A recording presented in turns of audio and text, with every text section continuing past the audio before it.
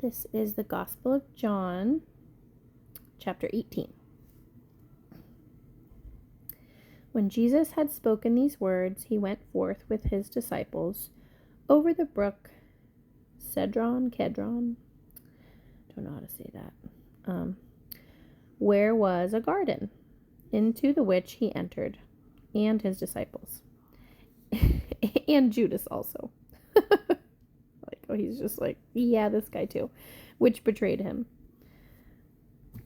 So it's almost like he's not a part of the disciples now. He's like, the disciples, and Judas came too. And Judas also, which betrayed him, knew the place.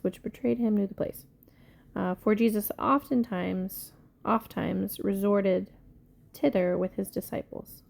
So this sounds like just a place that he would go, a beautiful garden that he would go to often, having quiet time to get away and pray and things like that. It's important to have that in our own lives.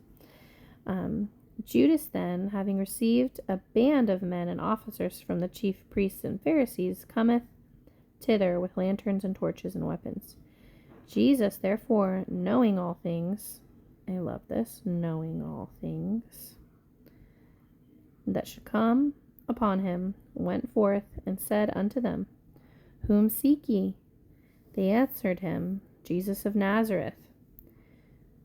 Jesus said unto them, I am he. And Judas also, which betrayed him, stood with him. So I just love this. Who are you looking for? Whom do you seek? Jesus of Nazareth. This is important. There's a lot of people who say that they're Jesus, or a lot of people who say that they believe in Jesus. It's important to know who Jesus really was. So he's a part of, if you go back to John 1:1, everything was created through him. Not a thing was created that was created except through him. That's really clear. A lot of cults and things believe that, just believe some weird stuff about Jesus. So I don't know why that's sticking out to me, but Jesus of Nazareth. It's important to know which Jesus we're talking about. That's the one we're talking about. The Son of God, the eternal, everything created by him, through him, for him. He is not a created being. So anyways, we'll keep going. I am he. As soon then as he had said unto them, I am he, they went backward and fell to the ground. Then asked he them again, Whom seek ye? And they said, Jesus of Nazareth.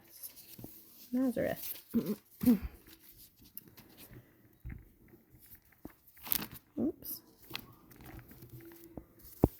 Jesus answered. Goodness, my fan's blowing this paper. Jesus answered, I have told you that I am he. If therefore ye seek me, let these go their way. That the saying might be fulfilled, which he spake, Of them which thou gavest me, have I lost none. Here it is from the last chapter, 17. I kept talking about how God the Father gives us to Jesus. So here again, he's reiterating this. Of them which thou gavest me, I have lost none. So if the Father gives us to Jesus, we cannot be lost. He will not lose us. Then Simon Peter, having a sword, drew it, and smote the high priest's servant, and cut off his right ear. The servant's name was Malchus. Sure, we'll just say Malchus. Then said Jesus unto Peter, Put up thy sword into the sheath. The cup which my Father hath given me, shall I not drink it? Then the band and the captain and the officers of the Jews took Jesus and bound him. Okay, so in some of the other gospel accounts, Matthew, Mark, Luke, this is John, but Jesus actually picks up the guy's ear and puts it back on his head, and it heals him, so his ear is reattached. It's interesting that he doesn't include that in John's gospel, but it's pretty amazing. cuts his ear off. He's like, here, let me put that back for you. I'm Lord. I'm the creator. We'll just pop your ear back on for you. It's crazy. Okay. Then the band and the captain and officers of the Jews took Jesus and bound him and led him away to Annas first? Annas. Oh, that sounds bad. I wish I could rewind that. Annas. I'm not going to say this person's name anymore. And led him away to that guy's name first. For he was father-in-law to oh my goodness, these names. Caiaphas. That's the name. Caiaphas. Father-in-law to Caiaphas, which was the high priest the same year. Now Caiaphas was he which gave counsel to the Jews, that it was expedient that one man should die for the people. Caiaphas gave counsel to the Jews that it was expedient. Okay, what does expedient mean here in this context? 14:1, 18. Oh, advantageous. Why would it be advantageous for a man to die for the people? That sounds like strange advice. Anywho. And Simon Peter followed Jesus, and so did another disciple. That disciple was known unto the high priest, and went in with Jesus into the palace of the high priest. But Peter stood at the door without. Then went out that other disciple, which was known unto the high priest, and spake unto her that kept the door, and brought in Peter. Then saith the damsel that kept the door unto Peter, Art not thou also one of this man's disciples? He saith, I am not. And the servant and officer stood there, who had made a fire of coals, for it was cold, and they warmed themselves. And Peter stood with them and warmed himself. The high priest then asks Jesus of his disciples and of his doctrine. Jesus answered him, Shh, I'm almost done reading. No, don't go over here.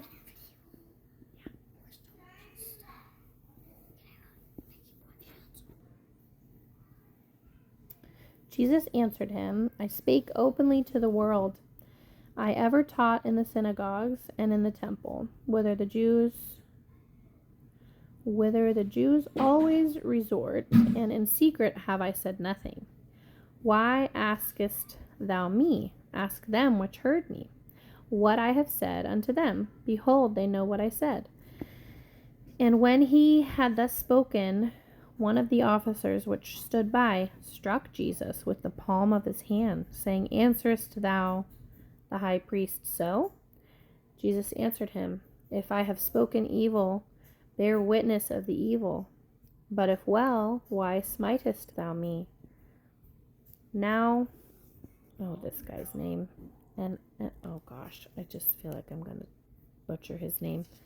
Annas. Now, that guy's name, had set him bound unto Caiaphas the high priest. And Simon Peter stood and warmed himself. They said therefore unto him, Art not thou also one of his disciples? He denied it. The second time he denied it, and said, I am not. One of the servants of the high priest, being his kinsman, whose ear Peter cut off, saith, Did not I see thee in the garden with him? Peter denied again, and immediately the cock crowed. So Jesus told him he would deny him 3 times before the rooster crowed, and he did. I do find it interesting, though, how it says here, Of them which thou gavest me I have lost none. But we see Peter denies Jesus 3 times, but he is not lost. He's still back here included as a disciple. And so I think even though people struggle with different things, it doesn't necessarily mean that they're lost. Because of them which thou gavest me, I have lost none. So Peter, eventually down the story, we see he comes to his senses. I just think that is important because there's people, it's not our job to decide and have a really hard line on if somebody's saved or not, because the Father gives to Jesus, and when they're given to Jesus, he doesn't lose them. He's with us during our struggles. So that's all I'll say on that. Okay. Now, here we are. Then led they Jesus from Caiaphas unto the hall of judgment, and it was early, and they themselves went not into the judgment hall, lest they should be defiled, but that they might eat the Passover. Oh, that's interesting. Pilate then went out unto them, and said, What accusation bring ye against this man? They answered and said unto him, If he were not a malefactor, we would not have delivered him up unto thee. Then said Pilate unto them, Take ye him, and judge him according to your law. The Jews therefore said unto him, It is not lawful for us to put any man to death. That the saying of Jesus might be fulfilled which he spake, signifying what death he should die. Then Pilate entered into the judgment hall again, and called Jesus, and said unto him, Art thou the King of the Jews? Jesus answered him, Sayest thou this thing of thyself, or did others tell it thee of me? Pilate answered, Am I a Jew? Thine own nation and the chief priests have delivered thee unto me. What hast thou done? Jesus answered, My kingdom is not of this world. If my kingdom were of this world, then would my servants fight, that I should not be delivered to the Jews. But now is my kingdom not from hence. But now is my kingdom not from hence. Okay, King James can be a little rough. Pilate therefore said unto him, Art thou a king then? Jesus answered, Thou sayest that I am a king. To this end was I born, and for this cause came I into the world, that I should bear witness unto the truth. Every one that is of the truth heareth my voice. Pilate said unto him, What is truth? And when he had said this, he went out again unto the Jews, and saith unto them, I find in him no fault at all. But ye have a custom that I should release unto you one at the Passover. Will ye therefore that I release unto you the King of the Jews? Then cried they all again, saying, Not this man, but Barabbas. Now Barabbas was a robber. That's interesting.